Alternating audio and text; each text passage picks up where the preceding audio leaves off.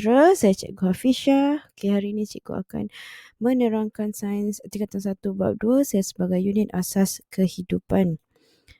Jadi yang pertama, sebelum kita bermula, kamu kena tahu apa yang kamu nak belajar dalam bab ni, iaitu 2.1 sel, struktur, fungsi dan organisasi. 2.2 pula ialah respirasi sel dan fotosintesis.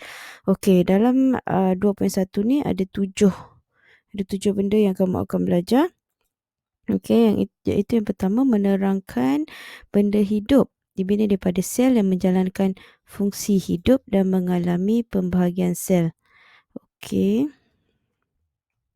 Jadi kena tahu maksud dia, sejarah penemuan sel, siapa yang jumpa, apa proses hidup yang dijalankan oleh sel, dan bagaimana sel tu membentuk sel-sel baru, dan bagaimana sel kanser membiak. Yang pertama, jika kita lihat pada sebuah rumah, tempat pada sebelah rumah, ianya terbina daripada batu bata. Jadi manusia, haiwan, tumbuhan, kita terbina daripada sel. Jadi siapa yang mula-mula jumpa sel ni? Yang mula-mula jumpa sel ni nama dia ialah Robert Hooke. Pada tahun 1665 dengan menggunakan satu mikroskop ringkas, dia perhatikan sel-sel gabus dan dia dapat lihat ruang-ruang kecil pada gabus itu dan dinamakan sel. Jadi inilah Robert Hooke dengan menggunakan mikroskop ringkas dapat perhatikan sel-sel gabus. Jadi ciri-ciri sel. Sel tadi cikgu dah cakap dia ialah unit asas kehidupan.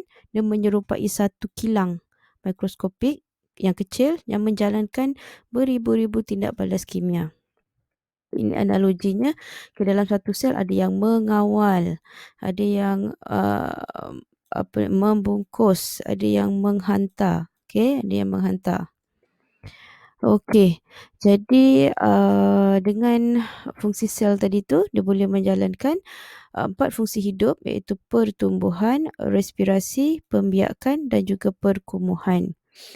Jadi sel ni dia tidak akan hidup selama-lamanya, dia akan mati.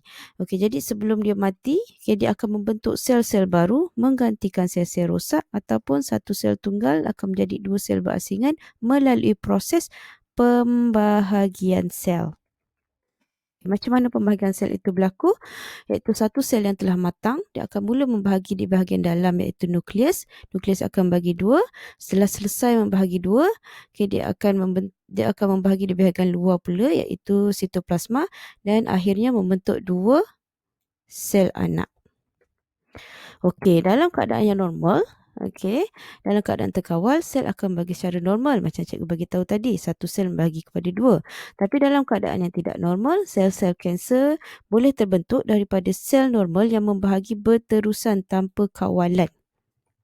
Jika kita perhatikan gambar ni, sel kanser tu bila terbentuk daripada sel-sel biasa, dia akan membahagi tak berhenti tanpa terkawal membentuk tumor. Tumor yang terus membahagi